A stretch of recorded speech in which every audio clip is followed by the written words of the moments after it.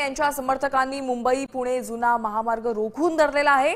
पर्यायी मार्गाने वाहतूक सुरू आहे। बघा 12 तास उलटलेत तरी गुन्हा दाखल करूनही आरोपींना पकडलं नाहीये।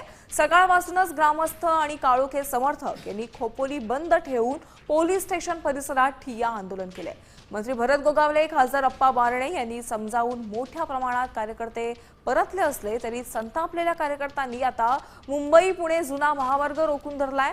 दोन्ही बाजूला मोठ्या प्रमाणात वाहनांच्या रांगा लागल्यात।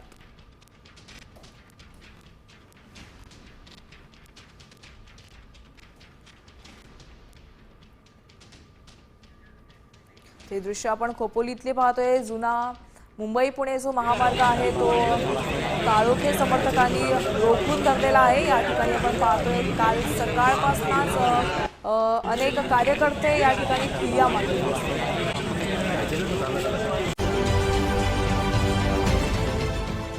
देश विदेशातील प्रत्येक घडामोडींचे लाईव्ह अपडेट मिळवण्यासाठी आता साम टीव्हीच्या सर्व सोशल मीडिया प्लॅटफॉर्मला लाईक, फॉलो आणि सबस्क्राइब करा। तसंच सर्व नोटिफिकेशनसाठी बेल आयकॉन प्रेस करायला विसरू नका।